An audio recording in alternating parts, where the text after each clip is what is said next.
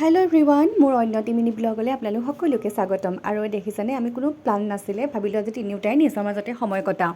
আৰু গৈ পালোঁগৈ আজি দীপৰ বিলৰ পাৰত। আৰু দীপৰ বিলটো এতিয়া পিকনিকৰ ছিজন নহয়নে, আৰু এতিয়া দীপৰ বিলৰ মোহনীয়া পৰিৱেশটো দেখিলে আপোনালোক সঁচাকৈ মানে ভাল লাগি যাব। আৰু এইফালে দীপৰ বিলত মাছো মাৰি আছিলে, আৰু ভাবিলোঁ কিবা এটাতো খাই লওঁ পাৰতে ৰৈ পেলাই। আৰু এতিয়া ধুনীয়াকৈ বইল ডিম খালোঁ আৰু চাহ খালোঁ, আৰু লগতে এইবিলাক যে ওলমি আছে দেখিছেনে, এইবিলাক ৰিং পাপৰ বুলি যে কয়, সেইবিলাক খালোঁ।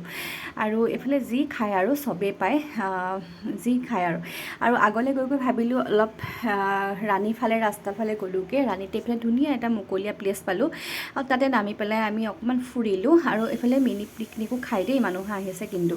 আৰু এতিয়া আমি লোকেল ধাবাতে কলফুলত তাতে কিবা এটা খাই ল'লোঁ, যিহেতু পেট পূজাটো কৰিবই লাগিব। আৰু গীতক বাহিৰতে অকণমান জোলনাতে এনেকৈ জোলালোঁ, তাৰ লগত ফূৰ্তি কৰিলোঁ অকণমান। আৰু আহোঁতে ভাবিলোঁ হাজবেণ্ডৰ লগৰ এজনৰ ঘৰতো সোমাই আহিলোঁ, যিহেতু তেওঁলোকো মানে খুব মাতি থাকে আৰু আমাক। আৰু এয়া গৈ তেহেঁতৰ ঘৰত ধুনীয়াকৈ ফূৰ্তি কৰিলোঁ, চাহ খালোঁ, এনজয় কৰিলোঁ, আৰু দিনটো আজি এনেদৰে পাৰ কৰিলোঁ।